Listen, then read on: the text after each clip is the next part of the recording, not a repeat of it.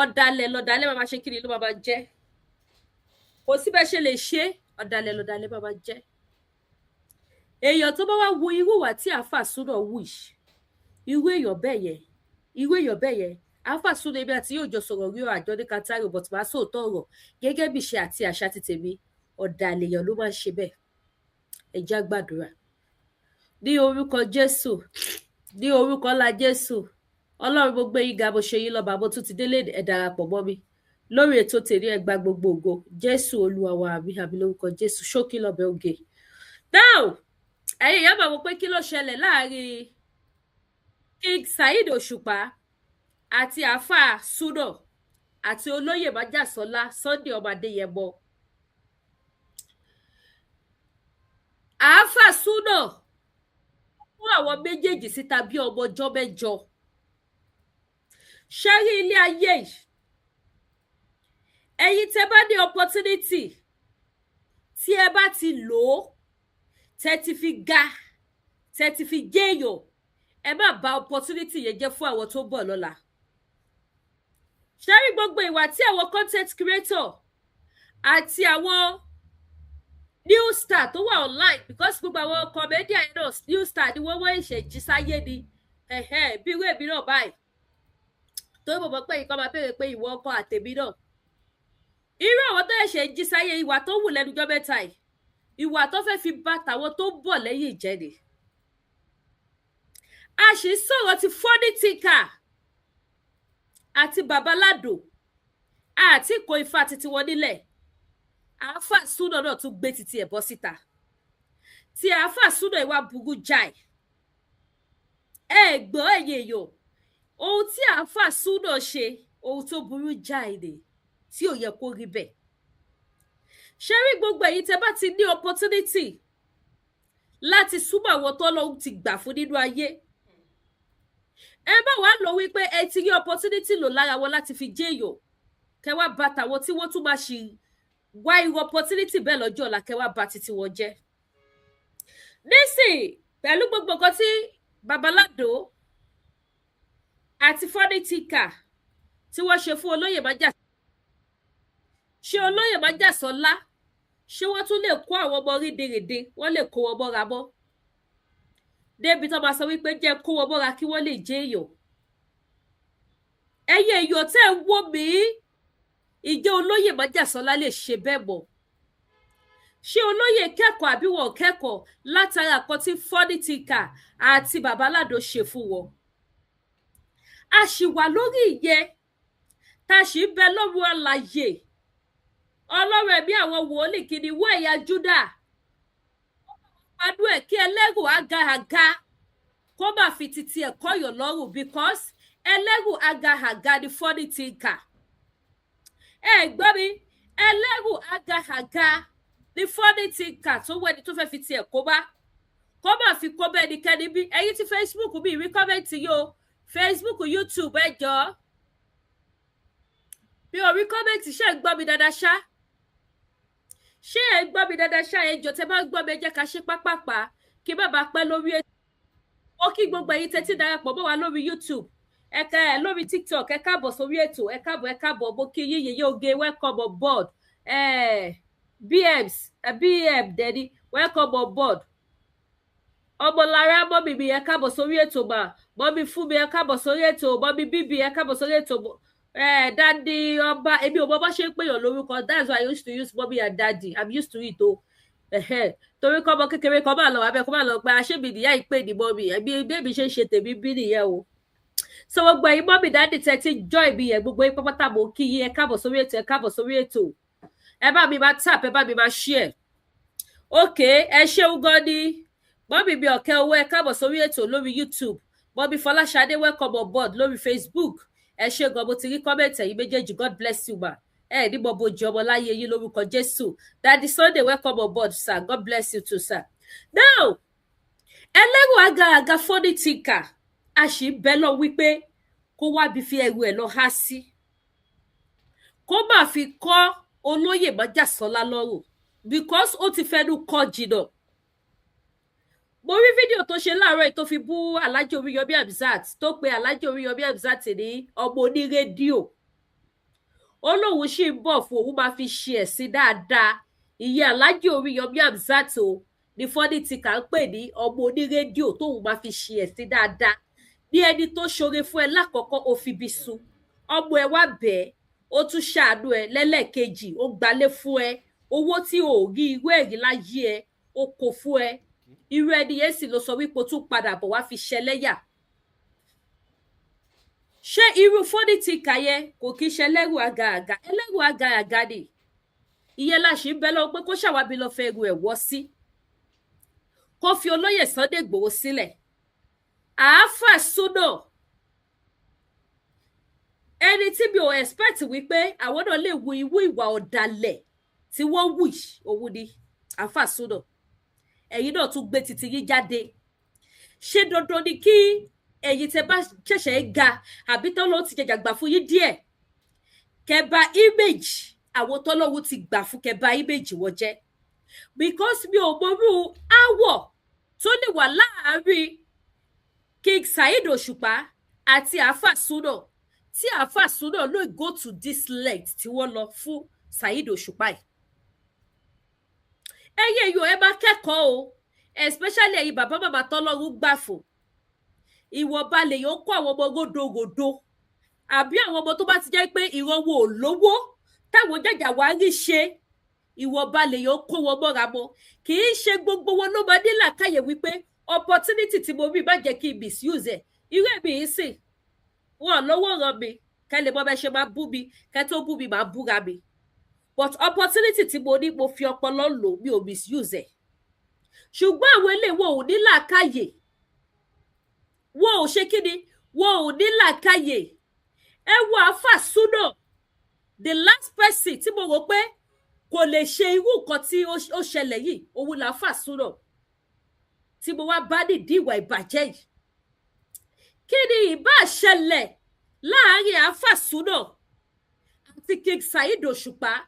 Number one, ó yẹ kó jẹ́ one of the most happier person nínú ayé yìí tó máa dúró wípé ó ní access sí olóyè Májàsọ́lá, ó ní access àti kí fóònù ẹ mọ́lẹ̀ at any fucking time kó pé King Saheed Òṣùpá, ó ní access àti pé Oríyọmí Hamzat àtàwọn kọ̀ọ̀kan bẹ́ẹ̀. You supposed to be happy. Kò yẹ kó misuse opportunity yẹn débi tó máa wá rò wípé o lè ta méjì wọn, o lè bà image wọn jẹ́. Kómi dé kómi, ohun tí wọn ò bá wá ṣe fún ẹ wàá fi ọpọlọ ṣe náà. Mo ti sọ̀rọ̀ kan rí lórí social media ìjọ tí olóyè sọ̀rọ̀ sí mi, ọ̀rọ̀ tí ò ń ṣe ti tèmi, tó dẹ̀ lọ parọ́ fún bàbá yẹn. Bàbá yẹn dẹ̀ pè mí one on one. Bàbá yẹn dẹ̀ bẹ̀rẹ̀ sí ní ṣẹ́ èpè burúkú. Kí n tó ní bàbá kí ló dé? Kí ni mo ṣe? Kí ló fa èpè tó tó yìí? Mi ò ti torí ẹ̀ wá sórí social media kí n wá ṣí ẹnu mi ṣìkúṣì. Ó ní bàbá kí ni mo ṣe? Kí ló ṣẹlẹ̀? Kí ló fẹ́ pè? Bàbá dẹ̀ ni ó gbọ́ ó sọ bẹ́ẹ̀ ó sọ bẹ́ẹ̀ mo lé mi. Mo lágbájá àwọn gangan ni wọ́n pè mí, jẹ́jẹ́ ni mo jòkó mi. Ẹ béèrè lọ́wọ́ lágbájá, béèrè lọ́wọ́ lágbájá. Àwọn gan ló pè mí fáwọn tẹ́lẹ̀ ọ́ ní mo sọ̀rọ̀ yìí. Mo dẹ̀ sọ fún wọn gbà tán ni wá bá ibo níbi ò lè wá. Bàbá ní ṣé bó ṣe rí nìyẹn?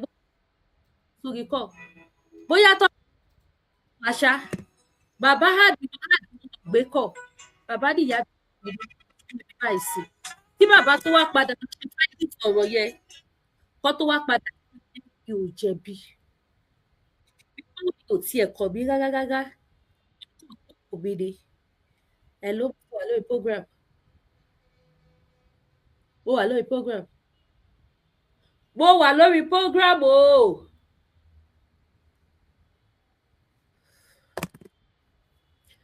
Kí bàbá tó wá lọ ṣe findings kó tó wá rí pé bí ti ẹ̀ gbọ́wọ́ mi ò mẹ́sẹ̀. Kó tó wá ní kí n má bínú ọ̀rọ̀ yẹn dẹ̀ tọ́ síbẹ̀. Mi ò wá tìtorí wípé Ìgbòho sọ báyìí fún mi, Ìgbòho ṣe kíní kan kí wọ́n gbọ̀n wá sí social media pé ìwọ máa fi cruise máa fi pawó tá ló lówó wèrè tẹ́ ń fáwọn àwọn ẹni ẹlẹ́ni pakiri ilẹ̀ yìí. Kí ni ìbá ṣẹlẹ̀ láàrin King Saheed Òṣùpá àti Àáfà Súnà tó bá wá máa gbé rìkọ́dì wo àti titolóyè Májàsọ́lá síta? It has shows that you are a betrayer. Ẹ̀yin olówó ẹ máa kẹ́kọ̀ọ́ o. ìwọ̀nba àwọn tó nífọ̀ tó lè kọ́nà tán lọ jẹ́ kí n mọ̀ nínú ayé ọmọ bí mo ṣe máa ń ròlù pẹ̀lú wọn I would not call them mi ní tìtorí pé àwọn ọmọ olówó kan kí wọ́n máa tọmọ ẹdìyẹ pa sẹ́nu ọ̀nà ẹ̀ débi tí mo máa ṣìwà wù àìmọye lómi mo lè máa pé wọ ìyí ẹ̀ àwọn ọlọ́mọ tó yẹ kí abẹ́sẹ̀ yìí pé àlẹ́ ní kí ó má dẹ̀ ga o ìwọ tí ẹ pé ẹ má bínú bàbá mi ẹ má bínú ìyá mi torí èdè kan torí ọ̀la mi ò ní fi àyè sílẹ̀ débi tí mo máa ní àṣírí wọn kan lọ́wọ́ tó jẹ́ pé tí irú àṣírí bẹ́ẹ̀ bá wá leak out ẹni yẹn máa wọ pé àbílẹ̀ ní kéè pẹ̀lú àbí kíní kan máa fi gáàpù sílẹ̀ gbọ̀rọ̀gbọ̀rọ̀ ni mi ò pé yàn wọ́n máa pè mí ni ṣùgbọ́n èyí ti yẹ especially èyí ọkùnrin tẹ́lẹ̀ wọ́n máa sọ wípé obìnrin ò ní gògògógó ọ̀rọ̀ nísìnyí mo wá rí wípé àwọn young boys tó ẹ̀ṣẹ̀ ń dìde sí tó ẹ̀ṣẹ̀ ń jẹ́yàn nínú ayé wọn ò ní làákàyè kankan bó ti wù kó mọ ẹni small ti báyìí wọ́n ti wọ́n pé òkè ìwọ mo máa fi ẹ́ pawó social media why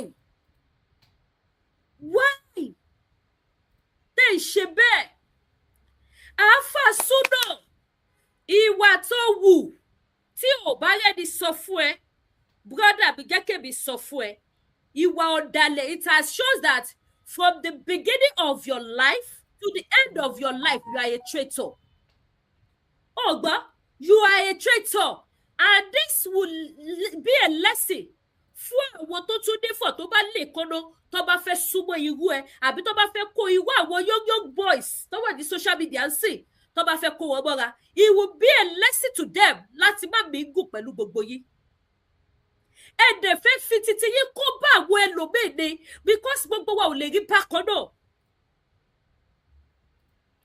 ṣẹ́rí ìjọ tó bá ti lè di wípé ẹni tó nífọ̀ tó lè kọ́nà tó mú ẹ mọ́ra tí ìwà tí ẹ bá ti lè sọ̀rọ̀ tó bá ti ń ṣàṣírí kan dé ìjọ yẹn ni kò mọ̀ wípé ìwọ fúnra ara ẹ ò ti bà yí ara ẹ jẹ́ because irú àwọn weapons bẹ́ẹ̀ yẹn ni Sátánì máa wá láti lò ọjọ́ tó bá ti lè ṣá ẹni yẹn sírí kan dé ọjọ́ yẹn ni Sátánì gan ti wọnú ayé títí ẹ lè ṣú ti wọnú ayé ẹ láyé ẹ̀ ti ń bàjẹ́ lọ because nǹkan tí ò tó nǹkan Sátánì á padà lò ó láti fi push ẹ nítorí àwọn voice note ẹni yẹn tó ti ní lọ́wọ́ láti lè bá ẹni yẹn jà ìwọ tó ti ń yẹ ẹni yẹn ní ìgéyàn gidi tẹ́lẹ̀ Sátánì á wá dí ẹ lójú wọ́n wá máa wo ẹni yẹn pé kò jẹ́ nǹkan kan nítorí evidence ẹ̀ tó ní lọ́wọ́ ni o ìjọ tó bá wá gbé síta ìjọ yẹn láyé ẹ bàjẹ́ ni ò ní túmọ̀ mọ́ irú ẹ̀ ni àfàsù náà ṣe yìí.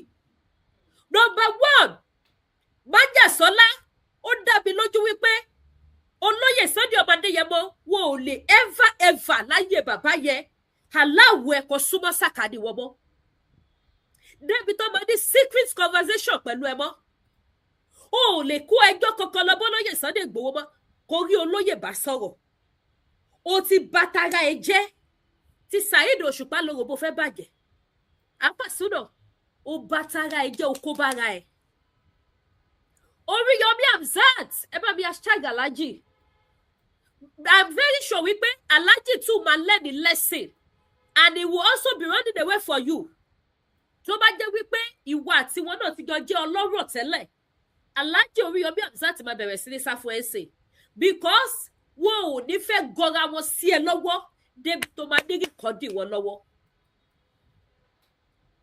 King Saheed Òṣùpá tó wá ṣe fún ọlọ́gbẹ́ni ohun tó máa bàjẹ́ nínú ayé ó máa pọ̀ gan ṣá. Yes gbogbo èyí tẹ bá ti rò pé àwọn tó ti nífọ̀ tó ti lè kọ́nà nínú ayé tí wọ́n wá ti mú yín mọ́ra bí ọmọ kẹ wá máa rò pé ọjọ́ kan máa jẹ́ ìjọ́ kan ìjà máa ṣẹlẹ̀ láàrin ẹ̀yin àti wọn ẹ máa rí weapons kan lo against wọn ọjọ́ yẹn ni kò ti máa mọ̀ wípé o ti ń gbé pètèpèrò àti bà ọjọ́ iwájú ara ẹ jẹ́. According to the story, I don't really know what happened between this man so-called Alpha Suno with King Saheed Shittu. Yes, Saheed Òṣùpá, sorry, not Shittu. But according to the rumors and to my findings, the wípé King Saheed Òṣùpá mú Alpha Suno bí àbúrò bí ẹ̀jẹ̀ bí ọmọ bí àbúrò tó jẹ́ wípé kò sí nǹkan tí Saheed Òṣùpá ò kí ń sọ fún àáfàá Súnà láì mọ̀ wípé gbogbo bó ṣe máa ń jọ ń sọ̀rọ̀ àṣírí àáfàá Súnà máa ń ṣá King Saheed Òṣùpá ó máa ń ṣá máyẹn sí rìkọ̀dì èṣù ni ẹ o ìwọ tó bá ti ń ṣàyàn sí rìkọ̀dì èṣù ni ẹ láì ṣe blogger bí mo ṣe jẹ́ speaker tó yìí kí n tó lè ṣá sí rìkọ̀dì ó máa nídìí ṣá máa dẹ̀ jẹ́ kó mọ̀ pé gbogbo conversation wa yẹn ló wà rìkọ̀dù gẹ́gẹ́ bí iṣẹ́ mi irú ìgbà tí mo fẹ́ pe DPO kan nìbàdàn tó ní kéèsì ṣe pẹ̀lú ọ̀rọ̀ kí ló lòun jẹ́ olórí burúkú ìbàdàn yìí Àgbàlá Gabriel mo jẹ́ kó yé DPO yẹn pé ẹ̀sà mo rìkọ́dù conversation wa o mi ò sọ fún wọn láti ilẹ̀ o because mo rò pé tí bá sọ fún wọn láti ilẹ̀ wọ́n lè change ọ̀rọ̀ mọ́ mi lọ́wọ́ kọ́ máa fẹ́ go deeper débi tí mo fẹ́ kọ́ go deeper dé so mo keep it pé towards the end of our conversation tí bá ti get àwọn point tí mo fẹ́ get màá sọ fún wọn pé ẹ̀sà gbogbo nǹkan tá a jọ sọ wà recorded ẹ máa sọ̀rọ̀ yín níṣò máa fi wo reaction wọn maybe wọ́n ṣe olóòótọ́ àbí wọ́n ṣe olóòótọ́ ìgbà tá a dẹ̀ ń sọ̀rọ̀ lọ tó dáa rí méjì mo ní dáadé ẹ má bínú sá o gẹ́gẹ́ bí iṣẹ́ mi mo ń rìkọ́dù yìí o wọ́n ní no problem Lady K go ahead mo dẹ̀ continue a dẹ̀ sọ̀rọ̀ àlọ́ mo lókè sáwọ́ yẹn máa sọ̀rọ̀ yín lọ sá kálẹ́sẹ̀kẹsẹ̀ sọ fún pé Lady K jọ torí Ọlọ́run this is a secret issue má jẹ́ kó dórí social media má lókè ẹ má worry gbogbo nǹkan tí mo rìkọ́dù yìí I will not bring it outside mi ìdẹ́ni gbé wá síta nìyẹn torí ẹnìkan torí ọ̀la torí mi ò mọ̀ nǹkan tó tún lè pa èmi àti wọn pọ̀ lọ́jọ́ ọ̀la bí mo ṣe máa ń ṣiṣẹ́ tèmi nìyẹn that is why o lè gbé secret èèyàn wá bá mi kó sọ fún mi pé jọ̀ọ́ má jẹ́ kó mọ̀ pé mi mo gbé secret wá bá ẹ̀ kí wá gbé síta pé lágbájá ló gbé wá bí wọ́n ṣe wádìí àwọn tó fún mi ní information Ilé Ifẹ̀ tó tí wọ́n gbogbo ọ̀nà tó gbà láti fi get àwọn tó fún mi ní information wàláì wọ́n get anybody gbogbo àwọn tó ń mú òfò lọ́mọ gbogbo àwọn tó ń mú mo tún gbọ́ wípé lágbájá báyà ọmọ aláwọ̀ làwọn gbẹ́jọ́ lọ bá Lady K mo ní dey play ẹjọ́ kò síbẹ̀ ẹ̀yin báwo èmi àti yín sọ̀rọ̀ ni wọ́n mọ àwọn tó fún mi ní information Ilé Ifẹ̀ up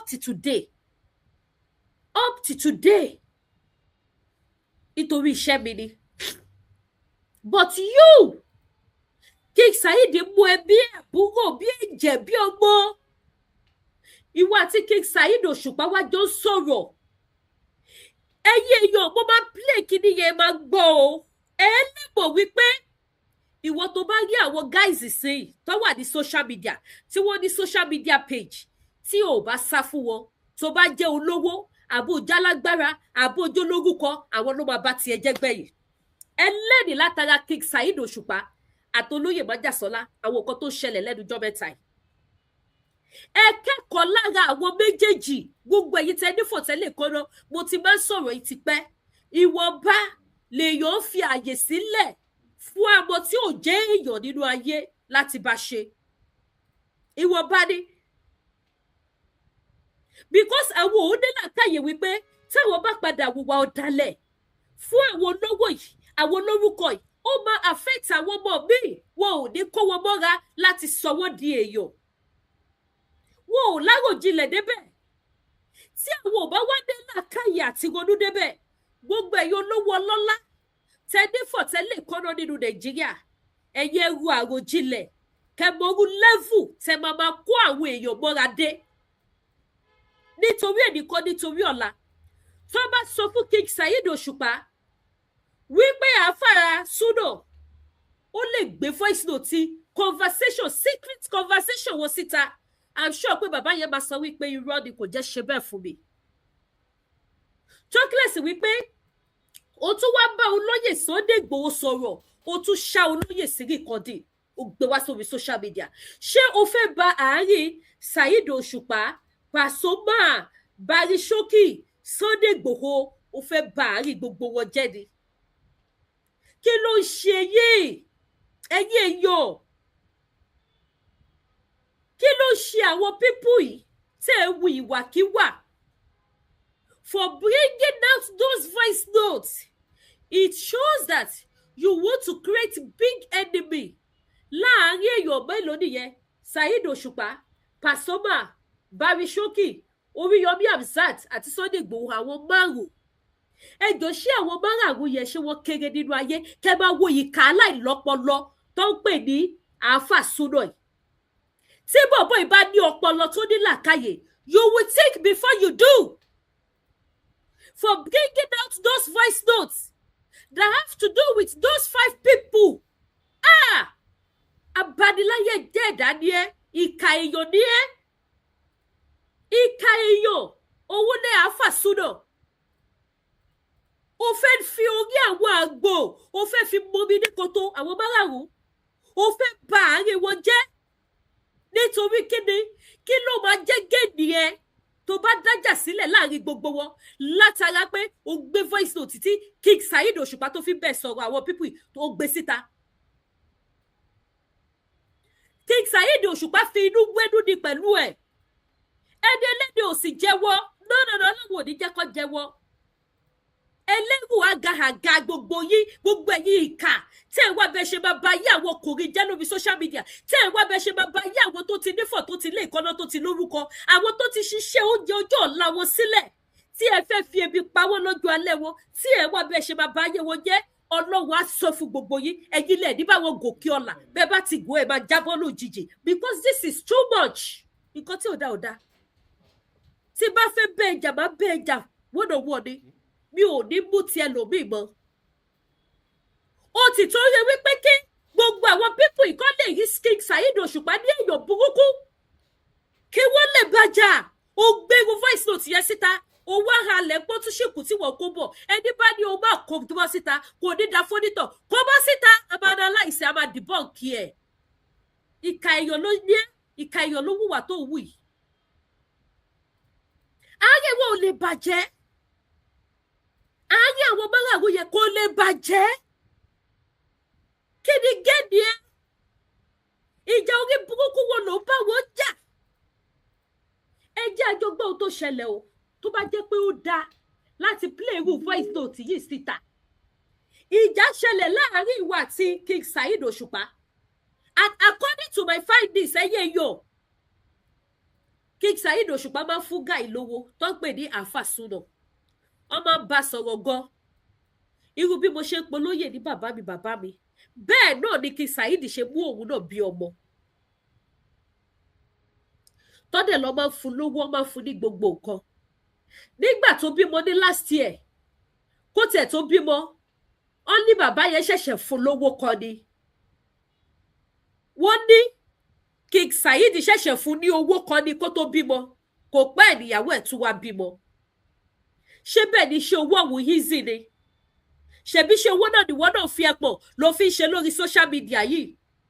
O ò mọye videos tó máa ṣe, o ò mọ bó ṣe máa pe share, o ò mọ bó ṣe máa kọ́mẹ́ǹtì kó tó lè gbowó lu monetization. Tí owó monetization bá wá tó gbogbo yín jẹ, kí ló dé tẹ̀ lọ wá ṣẹ́kù sí apá yín bí King Saheed Òṣùpá ṣe wà yìí? I'm very sure wípé bàbá yóò jókòó ti ṣe orin nìkan. He's also a businessman. Olóyè Májàsọ́lá is a businessman too. Bàbá wà into property business. Ó wà into motor business. And so on and so on. Why tẹ́yìn jókòó tí owó monetization orí social media tí ẹ̀ lọ wá ṣẹ́kù sí apá yín? Tẹ wá fi wò wípé àwọn tó nífọ̀ tó lè kọ́nà tẹ́tí mọ̀ yẹn tí wọ́n ti sọ yín dọ́mọ yẹn, ẹ gbọ́dọ̀ máa jẹ lára wọn. Tí ẹ bá ti wá rí jẹ mọ́, ẹ wá máa ṣorí burúkú kiri lórí social media. Ẹ wá máa tútùkùtù tó máa bá yé gbogbo yín jẹ́. Tí ayé àwọn ẹni ẹlẹ́ni ò ní bàjẹ́ ti wọ̀. Why? Obey your owó lọ́wọ́ èèyàn. According to you, I was not there. Ẹ mọ̀ pé tó bá ṣojú mi ni máa sọ pé yes, ó ṣojú mi. Àrálà sọ pé àwọn tó kọ́mẹ̀ntì ẹ bẹ́ẹ̀, ìyá ẹ ló bá wí, bí ní dárúkọ ẹ. Obey your owó lọ́wọ́ ẹni yẹn lówó tó fẹ́ fún ẹ sí. Àwọn ṣẹ̀ṣẹ̀ fún ẹ lówó kan ni. O bọ́ síta, o ṣe fídíò, o bú wọn, o tú o shade, o ṣe gbogbo ẹ̀. Ó dẹ̀ wò pé okay, ṣé torí nǹkan tó ṣẹlẹ̀ ló ṣe ń bú mi báyìí? Wọ́n dẹ̀ ṣá ẹ sí blọ́ọ̀kì, ò rí wọn pè mọ́. Ó gbéra, ó gbọ́dọ̀ olóyè Májàsọ́lá lọ. Ó lọ ṣàlàyé ara ẹ̀ bẹ̀ pé kọ́ bẹ́ẹ̀ King Saheed Òṣùpá.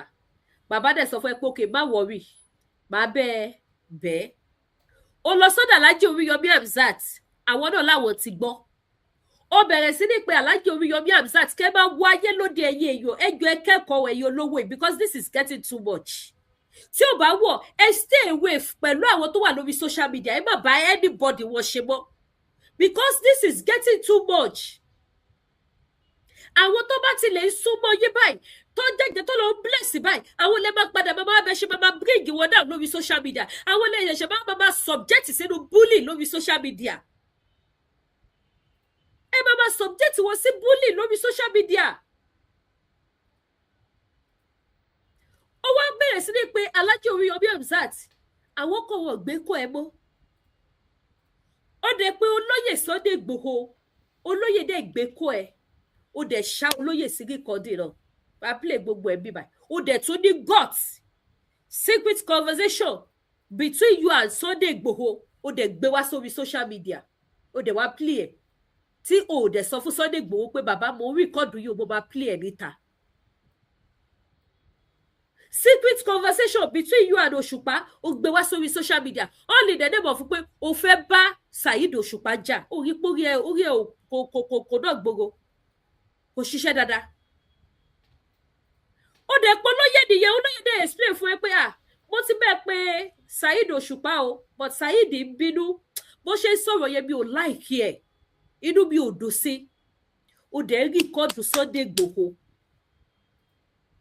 torí kíni ẹ̀yin tẹ́ ẹ wò mí ẹ sọ tòótọ́ ní tilẹ̀ tọ́lọ́ ṣé ìwà tó dá nìyẹn ó wá fẹ́ jẹ́ èèyàn sùnyàn pé yóò ṣe nǹkan kan fún ẹ ẹni yẹn ló máa bẹ́ẹ̀ pe ẹni yẹn láti sẹ́tù ẹ̀ ẹni yẹn dẹ̀ pe ẹni yẹn nìyẹn ẹni yẹn dẹ̀ ni kò sọ̀rọ̀ bẹ́ẹ̀ owó ò ní interest owó ò fẹ́ bẹ́ẹ̀ ṣe mọ́ ẹni tó dẹ̀ rán sí ìyẹn dẹ̀ jíṣẹ́ fẹ́ pé tó ó ti pẹ́ ní tó ní bẹ́ẹ̀ pé ó báyìí kásà báyìí káwòdì ó dẹ̀ ṣá ẹni yẹn náà sí rìkọ́dì tó bá jẹ́ wípé olóyè Sunday Igboho wá sọ̀rọ̀ rẹpẹtẹ pé bí ìmọ̀ pé kíní kan ní Saheed ṣé pé Saheed lè ṣe báyẹn sọ̀rọ̀ sí mi nítorí títẹ kíní kan bó ṣe máa gbé wá sí social media náà nìyẹn o ẹyẹ yọ bí àáfà súnà bó ṣe máa gbé gbogbo ẹ̀ wá play fún yín lórí social media nìyẹn tó bá yá wá ní wọ́n fọwọ́ lágbá wọn lójú ṣe yí ẹ̀yin tí ẹ̀ kì í jẹ́ kí wọ́n díù pẹ̀lú àwọn èèyàn tó bó ti tọ́ bó ti yẹ ní ọ̀nà òfin nínú Nàìjíríà ṣẹ́rí àwọn favourite yín wọ́n á máa fi ojú wọn gbolẹ̀ ni because ohun tí àáfà súnà ṣe mọ̀ wípé nítorí nǹkan tó jọ báyìí òun ní Ààrẹ Ọ̀nà Kakanfò ló ṣe sùn olóyè Májàsọ́lá ní 1 billion naira ẹ gbọ́ nítorí irú nǹkan tí àáfà súnà ṣe yìí ní Ààrẹ Ọ̀nà Kakanfò gbogbo ilẹ̀ Yorùbá pátápátá ni wọ́n ṣe sún olóyè 1 billion kó lóyè tó wí ní kéèsì yẹn pé ṣòwò lòún gbé síta ni conversation láàárín Ààrẹ Ọ̀nà Kakanfò àti máa kọ́ ní Amẹ́ríkà máa yẹdẹ̀ ló record Ààrẹ Ọ̀nà Kakanfò tó release ẹ̀ sórí social media níbi tí Ìbà Gani Adams tí wọ́n ti sọ wípé apààyàn ni President Bola Ahmed Tinubu pé President Bola Ahmed Tinubu máa ń lo Sunday Igboho lọ fi pààyàn tí Ààrẹ Ọ̀nà Kakanfò sọ oríṣiríṣi ọ̀rọ̀ burúkú ẹni yẹn dẹ̀ rí ìkọ́ọ̀dù ẹ̀ ó dẹ̀ jù sí social media after 2 years àgbọ̀ngbà tí Ààrẹ Ọ̀nà Kakanfò máa sùn ta ló sùn ó sùn olóyè Sunday Igboho ṣé olóyè ló yẹ kí ṣé Ààrẹ Ọ̀nà ló yẹ kó sùn olóyè Sunday Igboho ni àbí Sunday Igboho ló yẹ kó sùn Ààrẹ Ọ̀nà fún ìbanilórúkọ jẹ́ láti lè máa sọ̀rọ̀ ẹ̀ fún yàn wípé apààyàn lòun but instead of that Ìbà Gani Adams ló sùn olóyè kó lóyè tó wí ní kéèsì yẹn tó fi dípò die down báyìí irú ohun tí àáfà súnà ṣe ó yẹ kí King Saheed Òṣùpá kó sùn ẹ̀ àbí kó lóyè sùn ẹ̀ for bringing his voice notes ìwọ ló wá bá ẹni fún help ẹni ìdẹ ṣe nǹkan tó ní kó o bá ẹ ṣe ó dẹ̀ ṣàlàyé fún ẹ secretly ó dẹ̀ rìkọ́ọ̀dù ẹ̀ ó dẹ̀ gbé wá sí social media tó dẹ̀ mọ̀ wípé conversation yìí ó lè dájà sílẹ̀ láàrin King Saheed Òṣùpá àtolóyè Sunday Igboho gan if care is not taken ṣé ìwà tó dá nìyẹn because ibi tó bá yẹ ká jẹ́ kí òfin ti ṣiṣẹ́ Nàìjíríà ẹ̀yẹ yóò ní jẹ́ kó ṣiṣẹ́ the wrong side lòfin máa ṣiṣẹ́ sí nínú Nàìjíríà tí wọ́n bá arrest àáfà súná sí àbí wọn competition against ẹ ẹ̀yin ti TikTok ẹ ní jẹ́ ká gbádùn, àwọn ti Facebook wọn ò ní jẹ́ ká gbádùn, wọ́n máa ní kíni ọ̀fọwọ́ lágbá lójú, wọ́n ṣe kíní kan wọ́n ṣe kíní kan but ṣé ohun tí wọ́n ṣe yìí dáa? Ohun tó wù ṣe fún wọn yìí ṣé kì í ṣe ìbaniláyé jẹ́ àti orúkọ jẹ́, ṣé kì í ṣe òun ló ṣe fún wọn yìí? Nígbà táwọn àti ẹjọ́ sọ̀rọ̀ tó dé rìkọ́dù wọn tó wá play lórí social media, ẹ jẹ́ àgbọ́ rìkọ́dù náà.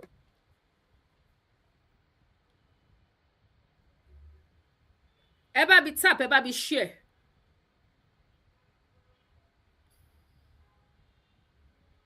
Ṣe mi tó ṣe àwọn ẹbí mi tó sì bá ní kẹ́ mú àti àmì Ọlọ́run. Gbogbo ẹni situation tó bá ti wà nílẹ̀ láyé, ìbájọ́ ta ẹ ló ṣẹlẹ̀ sí ìbájọ́ rẹ̀ òótọ́ ọ̀rọ̀ ni. Ohun tẹ́ ń gbọ́ yìí, King Saheed Òṣùpá, gbogbo ẹ̀yin tẹ́ send the request, ẹ ṣáà hold on.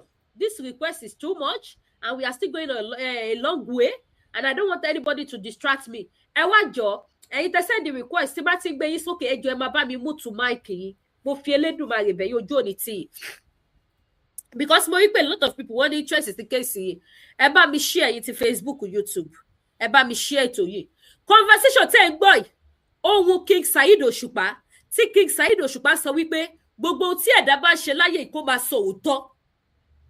Gbogbo bí tí Saheed Òṣùpá ti sọ eléyìí, Saheed Òṣùpá mọ̀ pé this stupid guy ó ti tọ recording. Alábòsí abániláyé jẹ́ èèyàn ló máa ń rìkọ́dù èèyàn ní irú recording báyìí. Ẹ wá wo recording yẹn bó ṣe lọ yìí. Ẹ rí wípé àáfà súnà kò sọ̀rọ̀ kan ṣe látara wípé ó ti mọ irú iṣẹ́ ibi tóun fẹ́ ṣe. Saheed Òṣùpá ẹ̀ ní wálẹ̀ bàbá. Ẹlẹ́rù àgàgà máa wá bí lọ fi ti ẹ̀kọ́ sí. Májàsọ́lá Ìgbòho ṣàmì mi ò ní wáyé tì. Ẹni bí ní gbogbo àwọn gáìsì yìí, ẹ tilẹ̀kùn lé yín, ẹ má jọ délé yín mọ́. Yàtọ̀ sí àwọn méjèèjì yìí, àwọn tó bá tún kù náà, ẹ tilẹ̀kùn lé yín gbogbo yín. Ẹ má jẹ́ kó mọ lé yín, ẹ má jẹ́ kó ní access àti bá yín sọ̀rọ̀ mọ́. Ọ̀dàlẹ̀ làwọn pípù yìí. Ọ̀dàlẹ̀ lọ̀dàlẹ̀ má bá jẹ́. Owó àti King Saheed lọ́jọ́ sọ̀rọ̀ ọbẹ̀ yẹn o. Kẹ́ lè mọ̀ wípé àwọn méjèèjì close gan. Lọ́jọ́ máa ń sọ̀rọ̀ hi. How are you? I'm good. Good. Ẹ jẹ́ bá bèrè customer. Do you have the small Kirito or no? Krito. Kirito. Carotone. Yeah. Okay, is it the one in the carton? Yeah. It's finished. I only have the oil. The oil? Yeah. Do you want the oil? Yeah, sure, I can have Okay. it.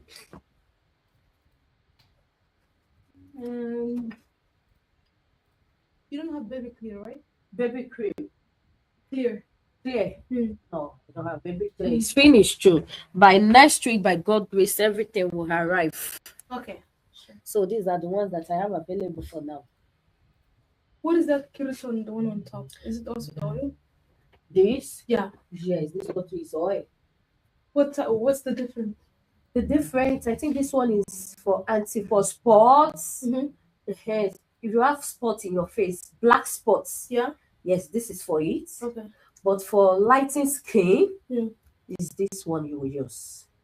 Okay. How much is the one? One is $10. I can have both. Okay.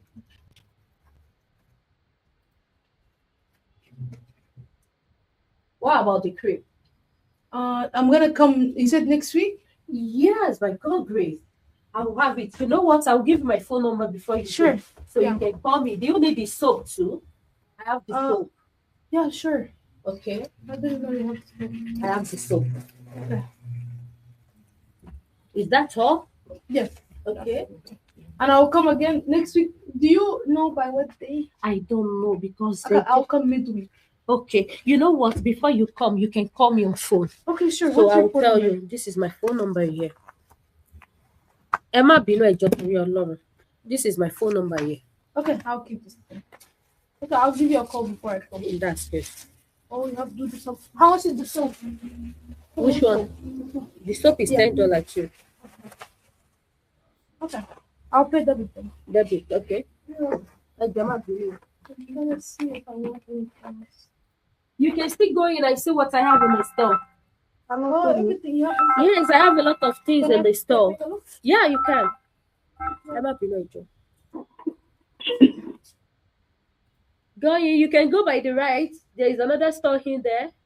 Yeah. Hello. Yes, sir. Sir. Oh, my Lord, Jamie, ìdè. Wọ́n ní pé ìdè o. Mo padà pé ẹni tó bá mi send wọn, ẹni tó bá mi send ẹrù mi ní Naija, mo padà pé wọ́n sọ àwọn wá pé ọ́fíìsì wọn Naija. Wọ́n wá ní wọn ò tí ì ship ẹ ni. Ó yà mí lẹ́nu o. Over a month.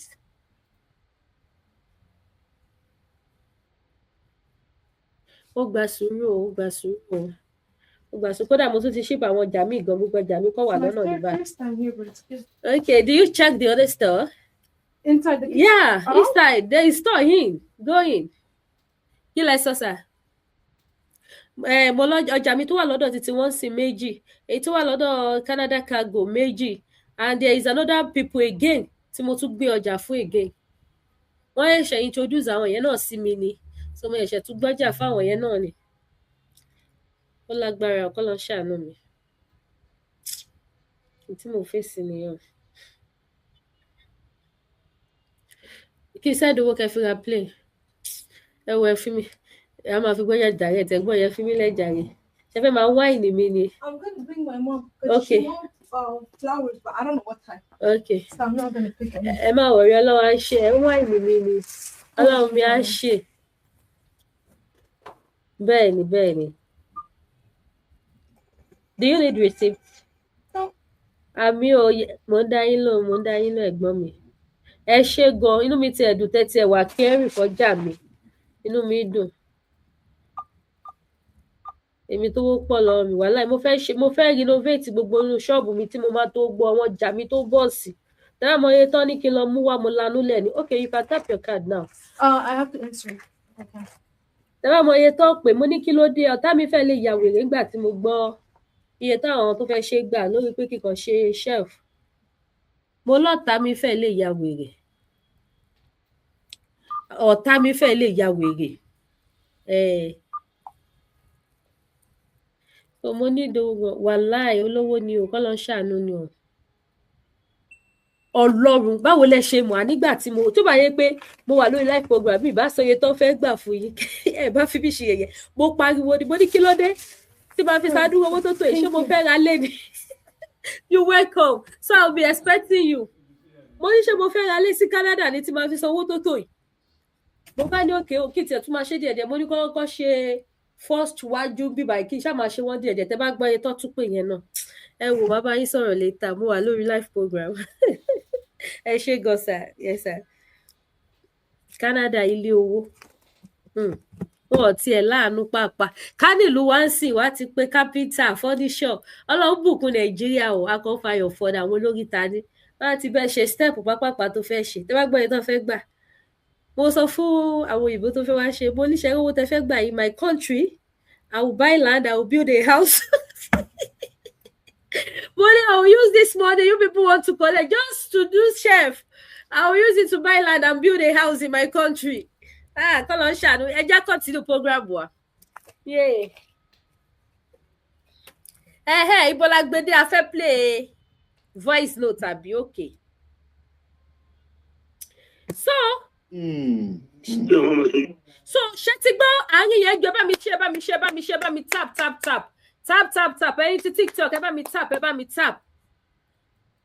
Ọlọ́run ló mọ ọ̀rọ̀ tóun àti King Saheed Òṣùpá jọ sọ níbẹ̀ yẹn.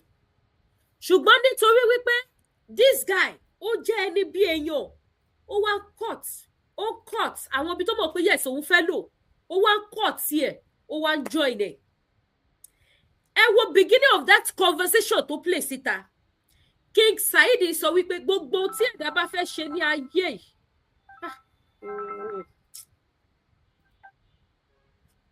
Hello. I'm good.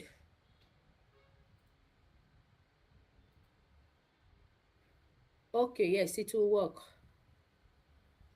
Okay, I'll be expecting you. Thank you. So, ọwọ́ àwọn kan ti ibi tó fẹ́ lò. Níbi tí King Saheed Òṣùpá ti sọ wípé. Tó Òṣùpá sọ pé kéèyàn sọ. Níbi tí King Saheed Òṣùpá ti sọ wípé gbogbo ohun tí ẹ̀dá bá fẹ́ ṣe láyé yìí.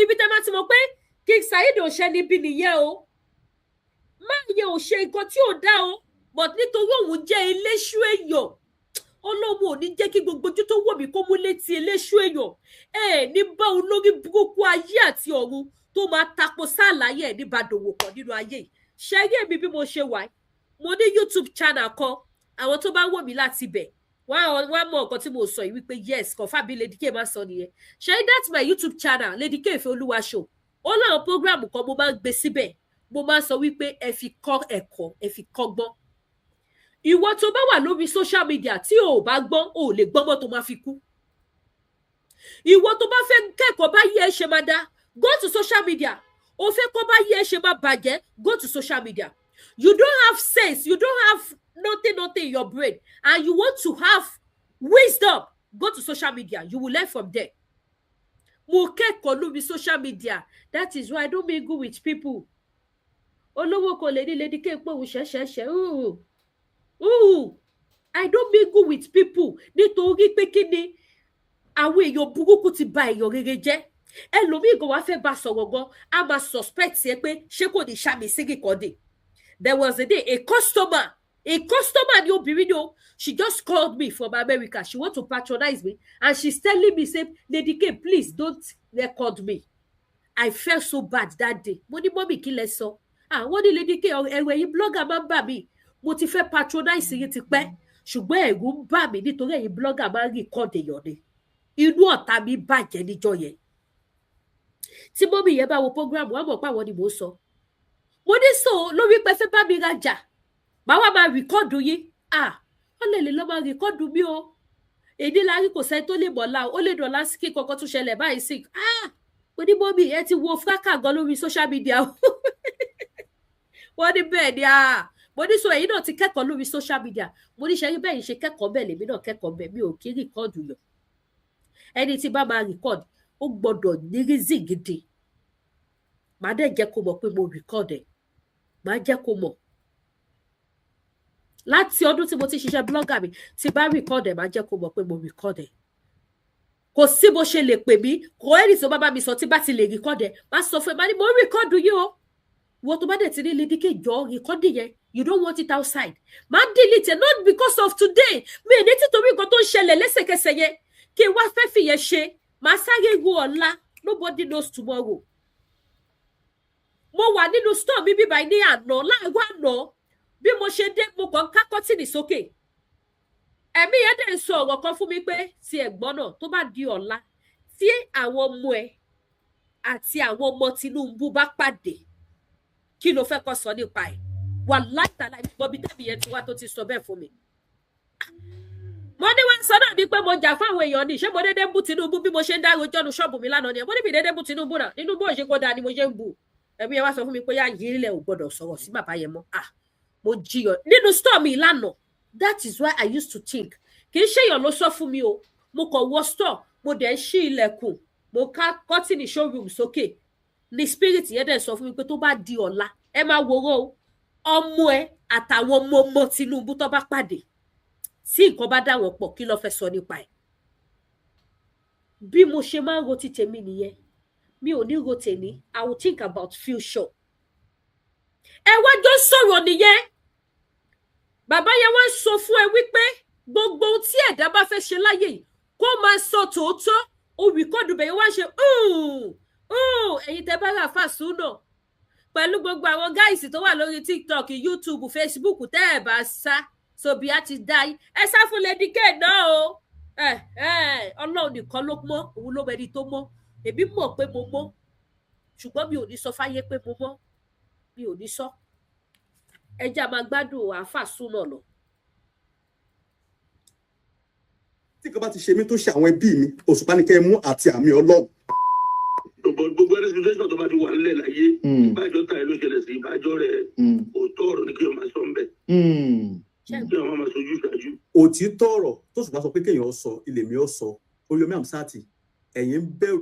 kí ni òun àti King Saheed jọ sọ tí King Saheed fi sọ wípé gbogbo nǹkan tó bá ṣẹlẹ̀ láyé yìí àìdá ó ṣẹlẹ̀ sọ́ta ẹ àbó ṣẹlẹ̀ sọ́ọ̀rẹ́ ẹ òtítọ́ ni kò máa sọ kí lọ́jọ́ sọ ń bẹ̀ yẹn ṣe rí pé kò play nǹkan tó jọ sọ tí màá yẹn fi sọ statement yẹn but ó lo statement yẹn ó wá fi fáyà máa yẹn ẹyẹ yọ ṣe ń dé ẹ̀yin olóye onímọ̀ onílàkàyè èmi ò wá èrò lórí platform tèmi èèyàn ni mo fẹ́ mi ò fẹ́ rò àwọn tó ní làkàyè tó lọ́pọlọ àwọn ni mo fẹ́ níbí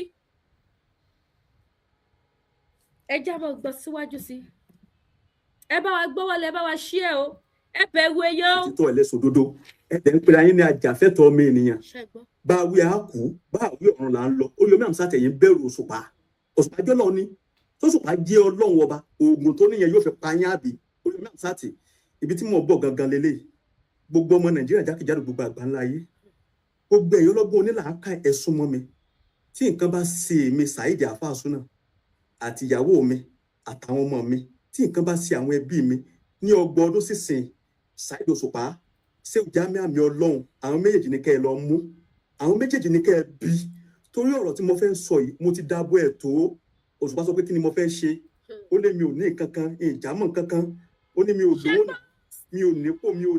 ṣé gbọ́ statement tí àáfà yìí sọ lórí ọ̀rọ̀ Alhaji Oríyọmí Hamzat látara wípé ó rán Alhaji Oríyọmí Hamzat sí Òṣùpá mo rò bígbà táwọn débẹ̀ ohun tó rò páwọn máa bá kọ́ lọ bá ó wá ń pe Alhaji Oríyọmí Hamzat Alhaji ò wá gbé kó ẹ̀ ènìyàn lè ẹ ṣeun gan o èṣù fún mi ẹ ṣe gan thanks for the gift ènìyàn lè o ó wá ń pe Alhaji Oríyọmí Hamzat ẹ̀ṣẹ̀ tí yẹn náà fi ṣẹ́ nìyẹn báyìí o kì í ṣe pé Oríyọmí Hamzat ti ṣẹ́ o ó ń pe Alhaji Oríyọmí Hamzat Alhaji ògbékọ̀ ló dá wàhálà lẹ́ o ló fi sọ fún Alhaji wípé Alhaji náà bẹ̀rù Saheed Òṣùpá nítorí Saheed Òṣùpá lóògùn kó má bàa fi oògùn pawó kẹ́ máa wo defamation of character nítorí kéde mo bá ẹ ṣe tẹ́lẹ̀ mi ò bá ẹ ṣe mọ́ ṣẹ̀ṣẹ̀ wà bẹ́ẹ̀ ni ẹyẹ yóò ṣẹ̀ṣẹ̀ wà bẹ́ẹ̀ ni mi ò sì dédé sọ wípé mi ò bá ẹ ṣe mọ́ ìwọ ló fi àṣejù sí ni mo ṣe sá fún ẹ òun nìkan tó wà láàrin òun àti King Saheed Òṣùpá o tó fi wá tútùkùtù yìí o tó fi wá dológun wípé tí kọ̀ọ̀kan bá fẹ́ ṣe òun nìkan lọ bú ṣé wọ́n ṣépè fẹ́yìn bọ́ìsì tẹwà lórí social media yìí tó jẹ́ pé tẹ́nìtì bá ti ṣe yín báyìí ẹ máa wẹ́ni tẹ́ máa fi kú yín kọ́ lọ́rùn ṣé wọ́n ṣépè fún yín ni ìbéèrè ni mo béèrè o bẹ́ẹ̀ mi sì ṣe lè béèrè ni mo béèrè yẹ o èmi ò torí pé kó lè dọ̀la kébi àti ẹ lè ṣe àbí kébi àti ẹ lè máa sọ̀rọ̀ kí wá máa pẹ́gbẹ́ kí má lè sòótọ́ rẹ̀ èmi máa sọ bó bá ṣe rí ṣé wọ́n ṣépè fún yín ni ṣé dandan ni kẹ́ fi ẹrù àgàràgà yé yín kẹ́ fi kó àwọn ẹni ẹlẹ́ni lọ́rùn ni tó wá fi wá dológun pé tí kọ́kọ́ bá ṣe òun lọ́la kí Saheed Òṣùpá ni kó lọ mú kí ni Saheed Òṣùpá fẹ́ fi ẹ́ ṣe ṣó fẹ́ sọ ẹ́ di mọ́tò tó fẹ́ gùn ni ṣó fẹ́ fi ẹ́ kọ́lé ni kí ló fẹ́ fi ẹ́ ṣe ẹ̀yin gáìsì yìí ẹ má fi titi yìí bà tàwọn tó kù jẹ́ ẹ má hùwà tó ò ní jẹ́ kí àwọn gáìsì tó yẹ kí wọ́n tún rójú rere àti àánú gbà láti ọ̀dọ̀ àwọn èèyàn ẹ má fi titi yìí bà titi wọn jẹ́ tí wọn ò fi rírí gbà statement burúkú ni pé tí ikú bá pa ẹ́ kí ni wà tí Saheed Òṣùpá jọ ń fà tí Saheed ṣe fẹ́ pa ẹ́ tó wá fi wá sọ wípé ṣé torí oògùn tó ní lórí Yomi Hamzat ṣe ń bẹ̀rù ẹ̀ ẹ máa wòrán lọ ẹ máa gbọ́ tùkùtù tó tún lọ o kẹ máa wo ọ̀bàyé jẹ́ ọkùnrin kòrè ọkùnrin onítùkùtù ẹlẹ́nu róborobo ọkùnrin for that matter hey ó ga o ó yá à ń gbọ́. èèyàn mi ò lóògùn mi ò lágbára mo sì gbà bẹ́ẹ̀ lóòótọ́ ṣùgbọ́n mo ní Ọlọ́run ọba ó pé mi ò jẹ́ nǹkan kan ẹ wò ó nígbà mo dábọ̀ ọ̀rọ̀ yìí tó ọ̀rọ̀ tí mo wá àtàtí mo fẹ́ sọ yìí nígbà tí mo dábọ̀ ẹ̀ tó ẹ gbogbo àwọn tó súnmọ́ Òṣùpá tí mo fọ̀rọ̀ yìí lọ wípé kí wọ́n bá mi bẹ̀ àbí kí wọ́n mú mi lọ bá kí n bẹ̀ ní kọ̀kọ̀ Òṣùpá yìí máa sọ lọ ẹ káwọn fídíò yìí náà kí wá tó sọ̀rọ̀ tí mo fẹ́ sọ. Òṣùpá why Òṣùpá why Òṣùpá mo bá dráàgì nǹkan bàjẹ́. ṣé gbọ́.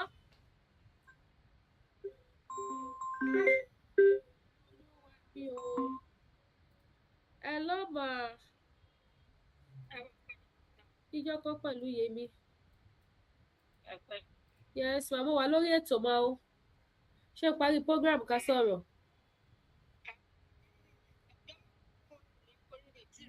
track ẹ mọ́mì tracking number wà lórí ẹ jẹ́ wo bó bá yín send ẹ̀ náà mo ń bọ̀ kí sáré wò mo send ẹ̀ níjọ́ Saturday èdè Thursday 1 week ló máa lò mà kò tí lè dọ́dọ̀ yìí ìjọ́ Saturday mo bá yín send ẹ̀ ó yẹ̀ṣẹ̀ lò 5 days kan nìyẹn ó yẹ̀ṣẹ̀ lò 5 days kò tí lè débẹ̀ then tracking number wà lára ẹ̀ mo ti send ẹ̀ sí yín so a lè máa fi track ẹ̀ ṣe ti gbọ́ mà ẹ ṣe ìyá mi bàbá yín track ẹ̀ tí bá parí program bàbá yín track ẹ̀ ibi tó bá dé dúró ó máa gbé wá èèyàn ti cut ibi tó bá dé dúró gbé wá màá dẹ̀ snap ẹ̀ ránṣẹ́ sí yín ṣé ẹ gbọ́ o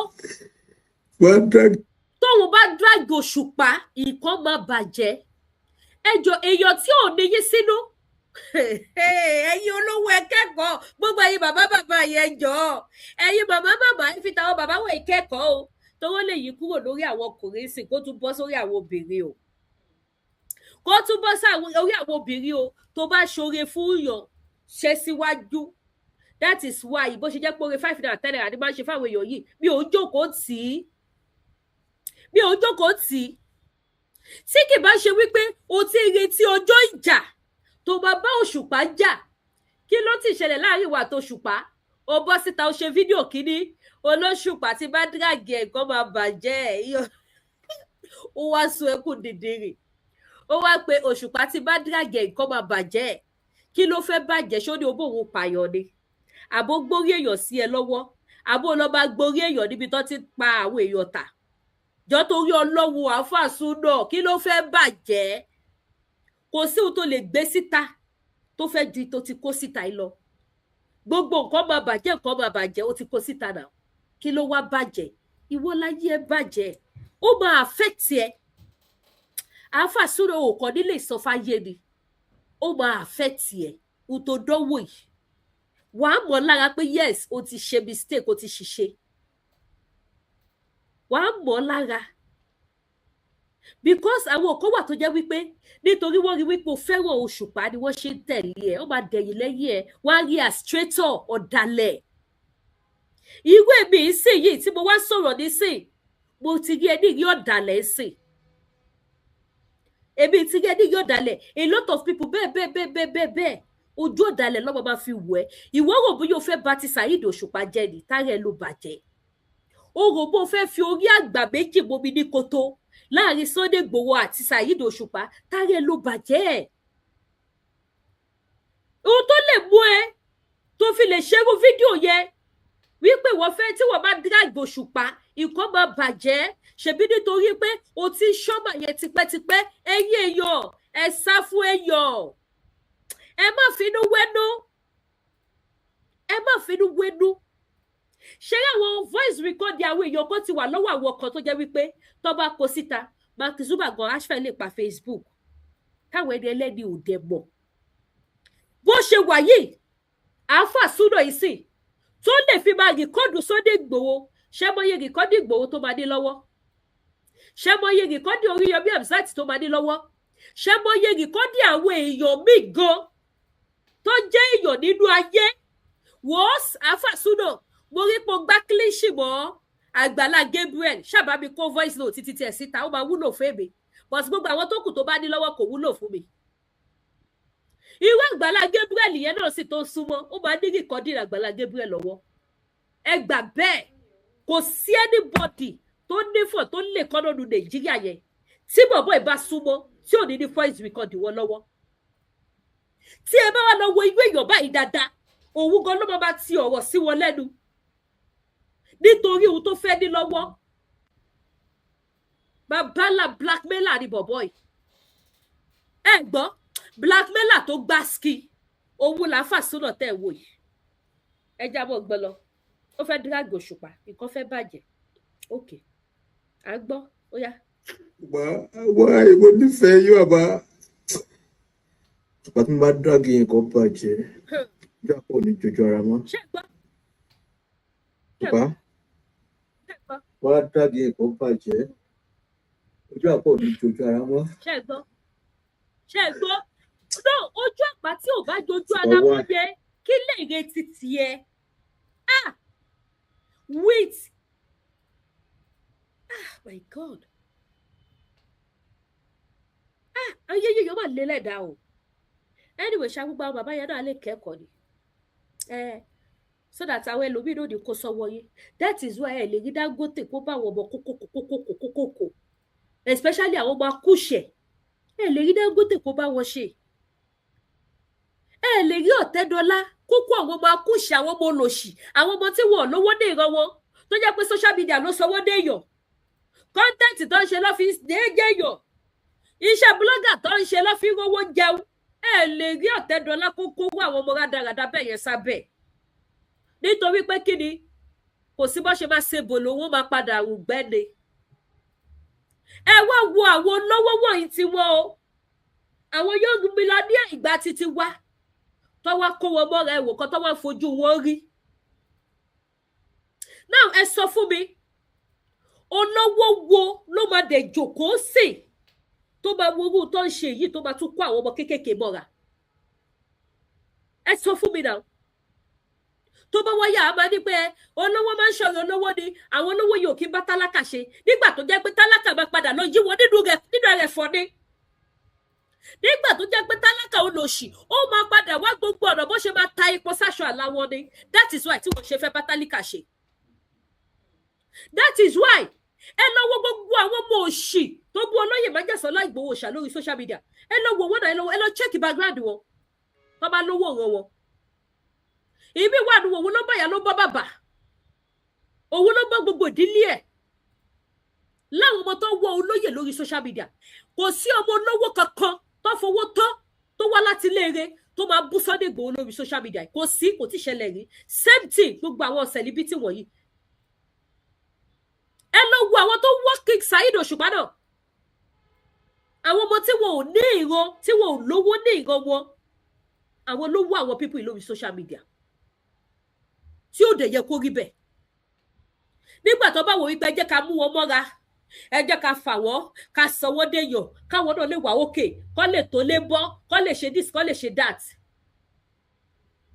Ẹ wá wo tó padà fi sọ fún wọn. Tóun bá wọ́ Saheed nǹkan á bàjẹ́. Ó yá, wá wọ bí tata kòkó wá fẹ́ rí. Ó yá, à ń gbọ́ ẹ̀. Àgbà búrẹ́dì Èkó bàjẹ́ wà láyé bọ́bọ́ tí mo sọ. Àwọn bọ́ìsì náà tó wà lọ́wọ́ ẹ̀, òun náà gún o. Ìrẹ́ àti lọ lágbára. David ò ní nǹkan kan ṣùgbọ́n bàbá má búrẹ́dì Èkó bàjẹ́ òṣùpá wọ́ ẹ̀kọ́kọ́ tí mo sọ wá ẹ̀jẹ̀ fi ṣe bẹ́ẹ̀ fún mi. Olùgbogbo bí mo ṣe bẹ̀yìn tó. Fídíò tẹ wò tán yìí ni mo sẹ́ndì sí Chief Sunday Igboho torí pé ìmùlẹ̀ Saheed Òṣùpá ni wọ́n. Pé kí wọ́n lè bá mi bẹ̀ wọ́n, kí wọ́n lè mú mi lọ bá wọn, kí wọ́n lè bá mi bẹ̀ wọ́n kí n tó sọ̀rọ̀ síta gbangba. Nígbà tí ó fẹ́ ṣìṣe lọ́dọ̀ King Saheed Òṣùpá ṣó pé Sunday Igboho dání. Ẹyẹ èèyàn ẹ máa dé o. Nígbà tó fẹ́ ṣìṣe tó fi di wípé wọn ò jọ ṣe mọ́ ṣó pé King Sunday Igboho dání, ṣó pé Chief Sunday Igboho dání. Nígbà tó fẹ́ lọ tẹ́ lọ́dọ̀ Saheed Òṣùpá tó fẹ́ràn ẹ̀ ṣó pé olóyè Májàsọ́lá dání. Kò pé wọ́n dání o bí gbogbo wọn ṣe máa ń ṣe nìyẹn o. At the end of the day wọ́n wá fi Igboho kọ́ bọ́dì. Ọlọ́run ò ní bá mi fire fún gbogbo ẹ̀yin tẹ̀ fi Sunday Igboho kọ́ bọ́dì. Ọlọ́run ò ní bá mi fire fún gbogbo yín ṣá. Ẹ̀ ní ṣáwọn tó dáa jẹ gbẹ̀yà ayé yìí. Tó bá ti lọ forí jálé agbọ́n wọ́n lọ bá Sunday Igboho. At the end of the day wọ́n á tún fi Sunday Igboho kọ́ bọ́dì. Irú ẹ̀ ló padà wá ṣe fọlọ́yè Májàsọ́lá yìí o. Nígbà tí olóyè bẹ̀bẹ̀ ẹni yẹn sọ pé òun ò gbẹ̀bẹ̀, ẹni yẹn lòun ò gbẹ̀bẹ̀, ó bú òun níta, ó yẹ̀yẹ́ òun níta, ó wá fẹ́ dáṣọ owó òun nínú ilé, òun yóò dá ẹ bàbá tiẹ̀ lọ máa gbé kẹ̀kẹ́ lọ ó tọ́ o. Ó búyọ̀ ìwé lẹ́yìn o. Ó búyọ̀ lórí ohun tí ò tó nǹkan, ó béèrè nǹkan lọ́wọ́ ẹ̀ kò ṣe é fún ẹ, ó bọ́ sí social media ó yẹ̀yẹ́ ẹ̀ ó bú. Ìjà ń gùn ẹ́ nítorí o ti ní weapons voice note lóríṣiríṣi lọ́wọ́ tó fẹ́ fi bá Saheed Òṣùpá jà. Ó rí pórí ẹ̀ ò pé ò láròjinlẹ̀. ohun tó yẹ kó bìrìbìrì dánwò kó sọ fún pé gbẹ́nu sàn dáadáa lẹ́ ń bá ká ẹ̀yin obìnrin náà ní ìṣòro ayé ò rí yẹn ṣe.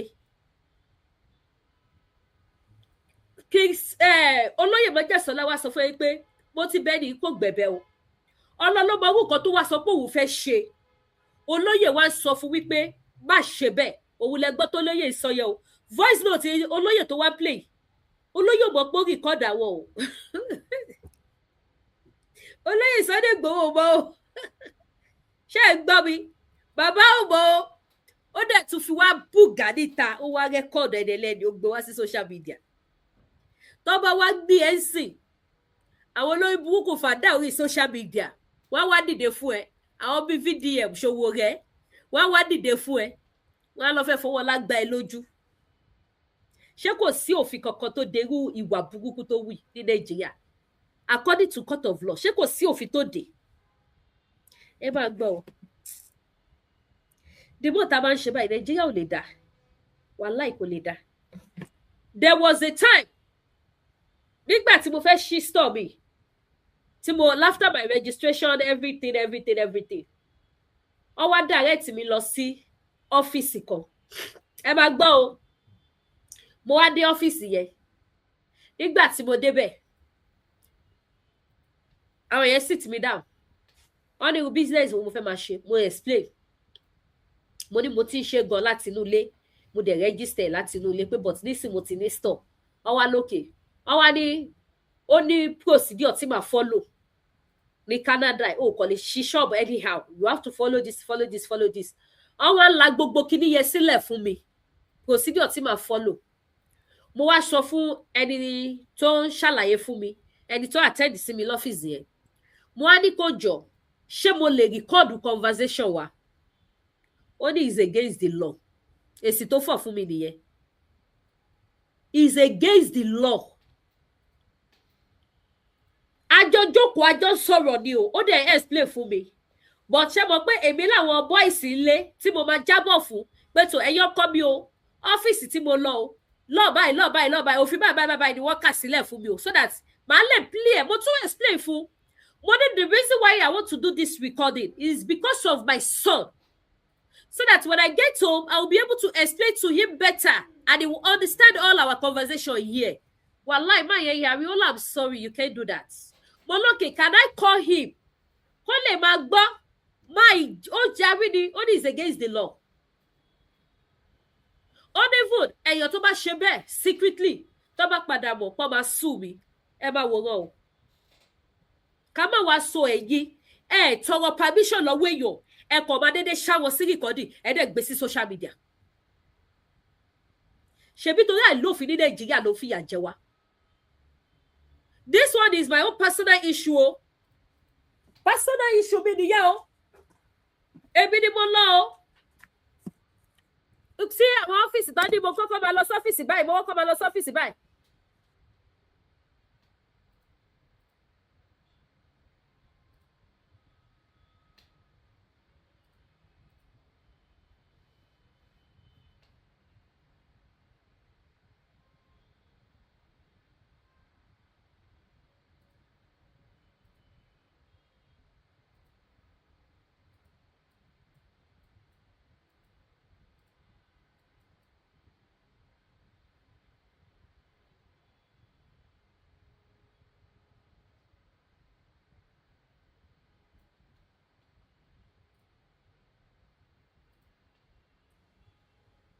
ẹ bá mi tap ẹ káàbọ̀ padà ẹ má bínú ẹ bá mi sí ẹ jẹ́ kó sí ẹ ṣé ẹ gbọ́ mi dáadáa yìí ti Facebook ṣé ẹ gbọ́ mi Facebook YouTube ṣé ẹ gbọ́ mi ẹ má bínú personal issue mi nìyẹn o kì í ṣe ọ̀rọ̀ lọ́rọ̀ ọ̀rọ̀ ara mi ni o wọ́n takú kọlẹ̀ ni ok mo kúrò lọ́fíìsì yẹn àwọn yẹn tún wá sọ fún mi pé mo tún máa lọ fún another lecture níbi another office again wọ́n tún fún mi appointment date pẹ̀lú àwọn yẹn mo tún débẹ̀ gbà tí mo tún débẹ̀ one-on-one interview tún ni o mo tún débẹ̀ àwọn yẹn náà tún bẹ̀rẹ̀ sí ní interview mi pé ok àwọn nǹkan tí mo fẹ́ máa kó wọlé yẹn láti Nàìjíríà mo ní yẹn mo ṣàjọsọ gbogbo ẹ̀ wọ́n ṣàn fún mi ní rules and regulations so that it will not put me into any problem with Canadian government. Ó jẹ́ kó yé mi pé ìjọba bíbá yóò gba gbẹ̀rẹ̀ when it comes to business issue, especially something that has to do with nǹkan táwọn èèyàn máa jẹ sínú wọn. Ó ṣàlàyé explain fún mi. Mo tún wá láti máa sọ fún ẹni pé sorry, can I please record our conversation? Any, I'm sorry, you can't do that. Lẹ́sẹ̀kẹsẹ̀ ìyẹn náà tún sọ fún mi pé mi ò lè record. Another place tún ni o, and iṣẹ́ wọn ọjọ́ papọ̀, iṣẹ́ wọn ọ̀tọ̀ọ̀tọ̀ ni o, iṣẹ́ wọn ọ̀tọ̀ọ̀tọ̀ ni o. Ìyẹn náà tún sọ fún mi pé mi ò lè record ẹ̀. Ó ló wà against the law. Ó ní the only thing ni wípé bóyá ẹni tí mo fẹ́ play fún yẹn tí bá pe ẹni yẹn tó bá wá, and tó bá dé wá náà kẹ̀dẹ̀rẹ́, mo gbọ́dọ̀ authorize àwọn láti sọ̀rọ̀ lójú ẹ̀. Pé tí bá authorize àwọn báwo lè sọ̀rọ̀ lójú ẹ̀, àwọn ò ní sọ̀rọ̀ lójú ẹni yẹn. That is why àwọn máa béèrè pé who is this person, báwo ló ṣe jẹ́ sí mi, ṣé mo accept kájọ máa sọ̀rọ̀ papọ̀. Pé tí bá ní yes làwọn máa gbà. Pé so ká máa ti sọ pé mo fẹ́ record conversation wa, bó ṣe ya káwọ́ mi sókè nìyẹn. Gbogbo ọ́fíìsì tó dẹ̀ tún kù tí mo lọ bá mi ò yá ṣopọ̀ ya béèrè mọ́. Tí bá fagídí ṣe tó bá leak out, ṣé mo pé ẹ̀wọ̀n ni ọ̀tá mi fi ṣeré yẹn. Èmi náà dẹ̀ ṣe orí kúkú pé kí ni ọ̀ kọ́ lè máa jáde jẹ́ tọ́ rìkọ́dì ṣe bọ́mọ bí mo lọ play ẹ̀ fún nílé. Mi ò ṣe bẹ́ẹ̀. Ẹ̀yà wá ṣàwọn ẹni ẹlẹ́ni sí rìkọ́dì, ẹ wá máa gbé bọ̀ wá sí social media, ẹ wá máa múra kókókókó, ẹ ti ní power, ẹ ti ní nǹkan tẹ́lẹ̀ fi bá wọn jà. Tí bá bínú tán nǹkan máa bàjẹ́, ẹ gbà Saheed Òṣùpá. Tí bá bínú nǹkan máa bàjẹ́ lẹ́nu yìí. Ẹ jẹ́ máa gbádùn bọ̀dá àfisùn náà àfi àáfàsùn náà nìṣòwò yá à ń gbọ́. Àlàyé fún mi kí ló wà fún gàgà. Ṣé ti sẹ́ni fídíò yìí sí? Ṣé ti gbọ́ bẹ́ẹ̀ yẹn sì? Olóyè wa sọ fún wípé má bínú má sọ̀rọ̀, ṣàlàyé fún mi gangan nǹkan tó ṣẹlẹ̀. Bàbá yẹn sọ bẹ́ẹ̀ fún ṣáyí pé kò play nǹkan tó ṣẹlẹ̀ gangan, kò sọ ibi tẹ́ bá ti mọ̀ yí pé abaniláyé jẹ́ làwọn guys yìí. Gbogbo àwọn guys tẹ́ bá ti rí wọn lórí social media, they are evil. Tó ti jẹ́ pé social media ni wọ́n fi ń pa owó tí wọ́n fi ń jẹyàn. Ẹ sá fún wọn o. Wo ìwọ obìnrin tó bá gọrẹ wá gbóbù ẹ wá síta. Òbò ẹ báyìí wá wò lórí kọ́dà ibi gbá bá wọn promote ẹ̀ torí mi ò rán iṣẹ́ kó ṣòbò ẹ lófò. Mi ò rán iṣẹ́ kó má kẹ́kọ̀ọ́. Obìnrin tó bá súnmọ́ wọn wàláhì ó máa ṣorí burúkú. Ní ohun táwọn ilé máa ṣe fónítọ̀. Ìwọ ò ṣe sọ ohun tó ṣẹlẹ̀ kó play yẹn síta. Olóyè tún bí lérè wípé sọ ohun tó ṣẹlẹ̀ fún mi. Kò sọ ohun tó ṣẹlẹ̀ síta ká gbọ́ o, ó tún kọ́ ti bẹ̀yẹn náà. Ó tún wá play ibi tó lóyè ti sọ wípé fídíò tó ṣe kí bẹ́ẹ̀ send díẹ̀ sí. Ẹ máa gbọ́. Ó ga o.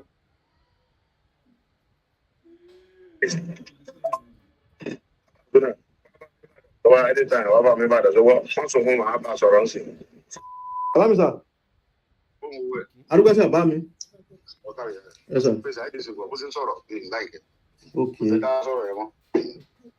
Ṣé ti gbọ́? Ṣé ipò wà tó lóyè lọ́jọ́ wà lórí kọ́? Ó dẹ̀ rìkọ́dù conversation lóyè. Olóyè máa ń jà sọ́lá ẹ sá fún gbogbo àwọn ọmọdé. Ìtọ́ fi yín kọ́bọ́dì ti tó. Ó ti tó because irú èmi ìsinmi ò lè lájú mi sílẹ̀ kó lórí burúkú ọmọ kan kó máa wá wọ́ọ̀ṣì olóyè lórí social media. Mi ò lè lájú mi sílẹ̀.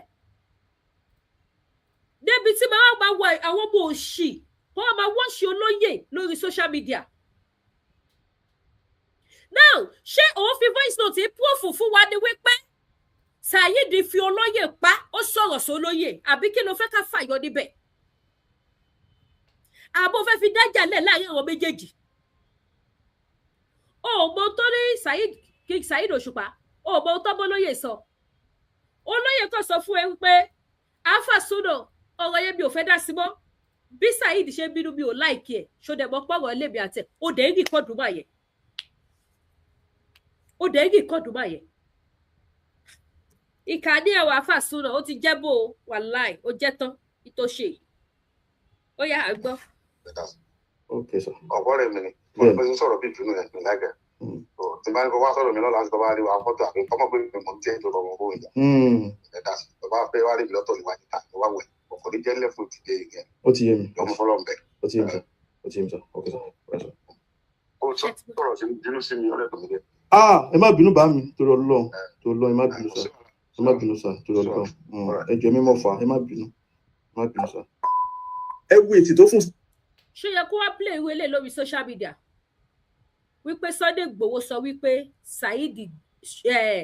King Saheed Òṣùpá wọ́n sọ̀rọ̀ sáwọn, ṣé yẹ kó wá play lórí social media? Point wo ló fẹ́ ká fàyọ níbẹ̀?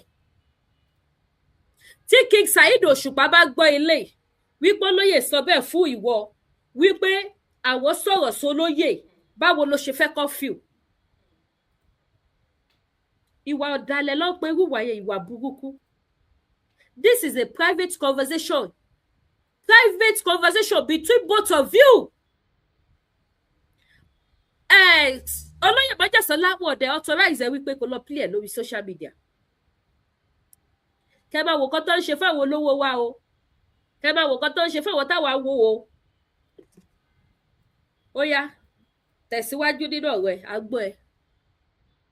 Wọn ò fẹ́ rí mi tí wọ́n tó sọ̀rọ̀ sẹ́ni ẹlẹ́ni ṣàkàṣàkà ẹ dákun ṣé wọ́n fẹ́ dọ́lọ́ ni kí wọ́n ní mo tún ṣe fídíò tí mo ṣe ní January Alhaji Oríyọmí Hamzat wọ́n bá wa parí ẹ̀ wọ́n ní kí n bẹ̀ wọ́n mo tún bẹ̀ wọ́n mo tún ṣe fídíò apology mo tún rá bàbà lójú gbogbo ayé tí mo bẹ̀ wọ́n kí ló sùpà tó fẹ́ ṣe ṣé wọ́n fẹ́ dọ́lọ́ ọba ni kí ni mo ṣe kí ló fàdí ọ̀rọ̀ gangan gbogbo ẹ̀yin YouTube ẹ súnmọ́ bíbá ẹ wá fi tèmi ṣe àríkọ́gbọ́n ìfẹ́ tí mo ní jù sí Òṣùpá ìlú kó bá mi báyìí gbogbo ẹ̀yin ọ̀dọ́ gbogbo ẹ̀yin èwe ẹ wá fi tèmi ṣe àríkọ́gbọ́n ìfẹ́ àníjù tó gbogbo ayé mọ̀ wípé 100% gbogbo ayé mọ̀ gbogbo ayé ló mọ̀ pé mi ò yegi mi ò yẹgẹ ló kó bá mi báyìí nítorí Ọlọ́run mo kàn ti nípinnu pé 2026 mi ò fẹ́ búyàn mọ́ torí sọ máa rán mi iṣẹ́ pé kí ló máa búyàn ni. ṣé ti gbọ́ṣẹ́ Òṣùpá bá rán òun iṣẹ́ kóun lọ búyàn ẹ̀yin èèyàn mo lè sọ fún yín bí o bá King Saheed Òṣùpá sọ̀rọ̀ o ṣùgbọ́n mo lè sọ fún yín wípé irọ́ ló bá dé kò ṣe bọ́rọ̀ yẹn ṣe jẹ́ nìyẹn. Ẹ gbọ́ kì í ṣe bí ọ̀rọ̀ yẹn ṣe jẹ́ nìyẹn. A sì máa gbọ́ ní ṣó o but mo lè sọ fún yín pé kì í ṣe bọ́rọ̀ yẹn ṣe jẹ́ nìyẹn. Ṣé rí tí ìjà bá ṣẹlẹ̀ láàrin èèyàn méjì tí ìjà yẹn bá tough tó bá tọ́ṣì èèyàn gan tó bá yé èèyàn kan tó jáde on your own behalf tó bẹ face ẹni yẹn you can tell that person anything tó bá ń wù ẹ́ because kò possible kí King Saheed Òṣùpá bọ́ sórí social media kí wọ́n fèsì bí Barry Showkey bí Daddy Showkey dẹ̀ nìyẹn láwọn jẹ́ tiwọn Daddy Showkey ọmọ olóògbé Barrister tí wọ́n jọ níjà nígbà yẹn ẹ wọ ọ̀rọ̀ àtìgbà yẹn o lòun ṣẹ̀ṣẹ̀ wá gbé jáde sí ló wá fẹ́ fi jà kò possible so for King Saheed Òṣùpá láti sọ fún wa àáfà súnà wípé ó yá sọ báyìí it has shown that pé ó ní pàtì tó ti kó lórí ọ̀rọ̀ yẹn bóyá gbà tíjà yẹn ṣẹlẹ̀ ó ti bọ́ síta ó ti support King Saheed Òṣùpá ó ti sọ̀rọ̀ ọ̀kadà wọ́n pé òkè ìwọ tó fẹ́ gbèjà mi ò ní kì tó lè fi fèsì ẹni ó dàgbà kíre jẹ́ fún ẹni kì òun lọ́rọ̀ ayé yẹn máa jẹ́ òun ló fà tẹ́ fi gbọ́ tí Alhaji King Saheed Òṣùpá tó máa sọ ní bíbá yìí pé sọ báyìí fún ẹ gbọ́ sọ báyìí fún but that does not mean wípé kó wá gbé wá síta ìkàdé ọ̀dàlẹ̀ ní ẹ ò dẹ̀ lè rí èèyàn gidi kankan kó bẹ́ẹ̀ ṣe táìtì mọ́ ojú ọ̀dàlẹ̀ lọ́mọ máa fi wẹ̀ títí ayérayé wọ́n á máa sá fún ẹni kì í ṣe pé because wọ́n máa wọ̀ pé táwọn bá gbá kílíṣì mú ẹ ìwọ tó lè ṣe ohun tó tó ìfún Saheed Òṣùpá wàá ṣe jù bẹ́ẹ̀ lọ fáwọn náà wọ́n á máa sá fún ẹni gbogbo ẹ̀yin tẹ́ bá wò bóyá ẹ fẹ́ yẹ̀yẹ́ àwọn aṣíwájú àwọn olówó wọ̀nyí ẹ mọ̀ pára yín lè ba tara yín jẹ́ ẹ ba tara yín jẹ́ ni dìbò tó wá expose wọn dìbò táyé máa sá fún ẹ kó má bàa gbé àwọn náà síta bí ọmọ ọjọ́ mẹ́jọ dìbò tó máa sá fún wípé eléyìí ò ṣe bá ṣe o ó máa padà tú àṣírí yín síta ó máa fi yín ṣẹ̀ sí ni so ó wá síta sí ó wá play voice note ti Saheed Òṣùpá wípé Saheed Òṣùpá ní kó lọ sọ báyìí fún Daddy Showkey bí Barry Showkey dẹ̀ ni ó mọ̀ pé táyà ló bàjẹ́ sit down there dey play ayé ara ẹ̀ ló bàjẹ́ fún èèyàn tó bá ní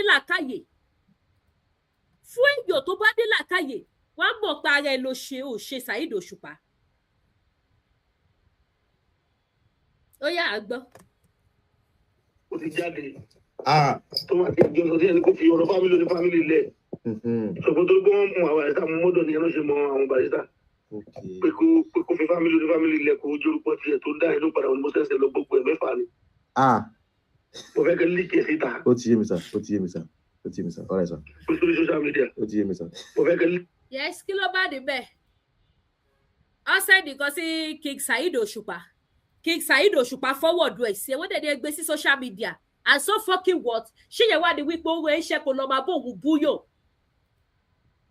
ẹjọ́ ṣé yẹn ní pé wọ́n rán iṣẹ́ kò lọ́ọ́ máa bóun búyọ̀ ṣé ọ̀rọ̀ yẹn ṣó ní ìtumọ̀ wọ́n ṣèdí nǹkan sí wọn ni kì í ṣàwọn ló sọ̀rọ̀ níbẹ̀ èèyàn ló ṣèdí ẹ̀ sí wọn wípé àwọn kan ti jáde fún ẹni pé kó fi fámílì àwọn sílẹ̀ kó bàbá fámílì àwọn jẹ́ ọdẹ ni màá fọwọ́dù ẹ̀ sí ẹ kó lọ gbọ́ kí wọn náà gbé sórí social media ẹjọ́ torí ọlọ́ kí ló fi wé iṣẹ́ kó lọ pààyọ̀ alẹ́ sáfà àwọn bọ̀bọ̀ yìí o kí ló fi wé iṣẹ́ kó lọ bá wọn búyọ̀ ṣé àwọn ni wọ́n sọ̀rọ̀ voice note tó kó fún ẹ èèyàn ẹ ṣàgbọ́kọ tí Saheed Òṣùpá sọ bẹ́ẹ̀ Saheed Òṣùpá ní pé wọ́n ti ṣèdí ẹ̀ sí mi mẹ́fà ni màá kó fún ẹ kókó sí social media ló bá tán o ṣe ti rí báyìí sí ọ̀tọ̀ lẹ́ni tó sọ̀rọ̀ ẹni tó wá kó fún ìwọ ni ìwọ wá sọ wípé òun ló rọ̀ wọ́n níṣẹ́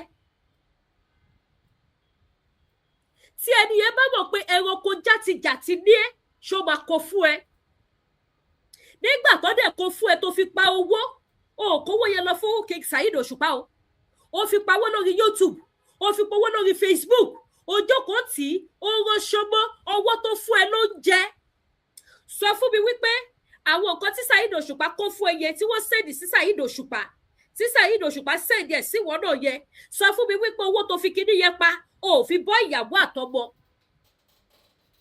ṣe ibi táwọn gáìsì máa bayé jẹ́ dé ẹ yóò bìrì bó ṣe gbòsàgbòsà fún wa àgbọ̀ wípé obìnrin ló bayé jẹ́ lórí social media mọ́ báyìí sí àgbọ̀ wípé àwọn obìnrin o àwọn ni wọ́n lè kàṣírí àwọn ọkùnrin tó nífọ̀ tó lè kọ́nà tó lọ ń gbà fún nínú ayé àfàwọn olórí burúkú ọmọkùnrin wọ̀nyí náà ni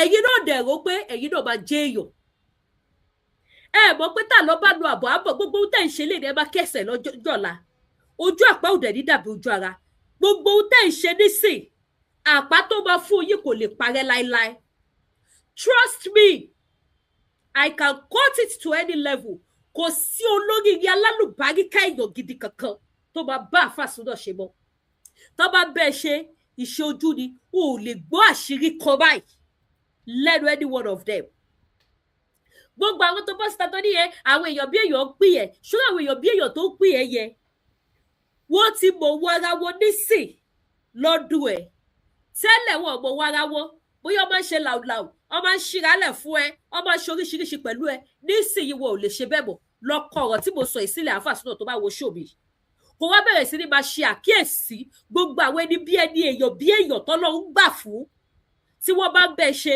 ló máa ń wo gáàpù tó máa wà láàrin àwọn àti wọ́n sì wọ́n máa fi style máa sá fún ẹni nítorí wọn ò fẹ́ wàhálà social media ṣọmọye mídíà tó ti gbé nǹkan tó gbé síta yìí gbogbo àwọn tó wá gbé kí ni wọ́n sọ fún ẹ pé o ti ba ayé ara ẹ jẹ́ confam ni èyí tó bá sọ fún ẹ wípé o ṣe dáadáa Òṣùpá ò dáa let me tell you one thing ẹni yẹn fẹ́ finish life ẹ pátápátá ni ẹni yẹn ló yẹ kó mọ̀ wípé yes number one ọ̀tá ẹ lélẹ́yìí number one ọ̀tá ẹ òun lélẹ́yìí ṣé tí ò bá sí Saheed Òṣùpá nínú ayé ẹ ṣé ò lè jẹun ni ṣé tí ò bá sí Saheed Òṣùpá nínú ayé ẹ ló fi lóò bẹ̀bẹ̀bẹ̀bẹ̀bẹ̀ èèyàn ò gbẹ́bẹ̀ ló dẹ̀ ti torí ẹ̀ ló fẹ́ para ẹ̀ ló fẹ́ ya wèrè sọ́nà lọ́rùn ó dẹ̀ lọ́ nílò ẹ̀ ṣé Saheed Òṣùpá ṣóun lọ́lọ́kọ̀ tó wẹ̀ wá sáyé kí ló dé tó jẹ́ wípé tẹ́ bá ti ní access àti bá àwọn people ìṣe àwọn tó lọ ń gbà fún ìṣe ọjọ́ tó bá ti lè yẹra fún yín báyìí pé wọn ò bá yín ṣe wọ́n báyìí